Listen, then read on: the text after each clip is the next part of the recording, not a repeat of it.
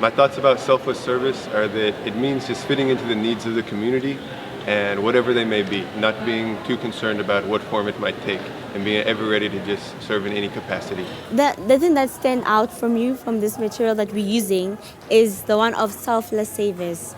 I used to doubt myself and say I'm a shy person, but in the writing they say that you should forget about yourself and don't dwell on your shortcomings. Just think about making your community better. How we understand service and what that means will affect how we make choices. So I really took away from our discussions that we should redefine how we understand service. So it's not something that's separate from the rest of your life. It's an aspect that can really be integrated into every part of your life and can characterize everything that you do. Para mí vivir una vida coherente sería como hemos hablado, la importancia de ver el servicio no solo como un acto de hacer para los demás y todo eso, ya que el servicio en verdad moldea nuestra vida, nuestra forma de ser, actuar, y lo más interesante es que nace de nosotros, es una iniciativa propia, no es obligado, no nos viene sintiéndose la presión de que deba ser una obligación. I think a lot of youth find living a coherent life so difficult is because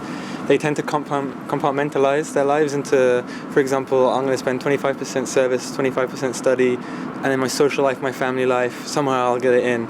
But really when we have one purpose uniting all of it, it becomes a lot easier to see the reasons behind everything. And when our purpose is governed by something that we believe is higher than ourselves, for example, for me, the center of my life would be trying to apply the teachings of Baha'u'llah to the wider society, and that's the efforts of the whole Baha'i community.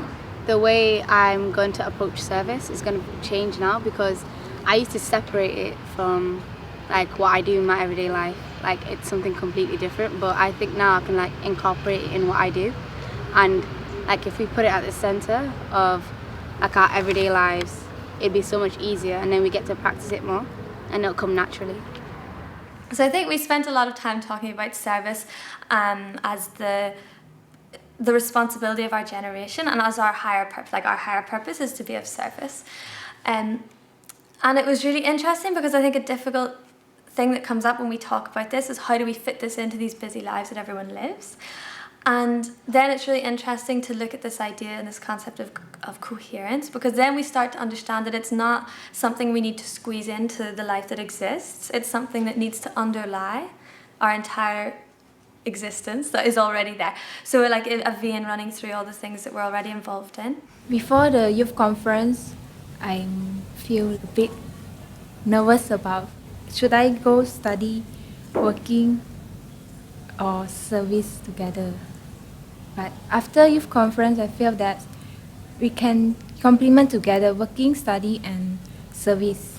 And we've learned that we need to be coherent in our everyday life, not separating service from work or study or family life. It's not a one-way track. It's not service here, school here, or in my case, motherhood and activities and things that are related to my family life.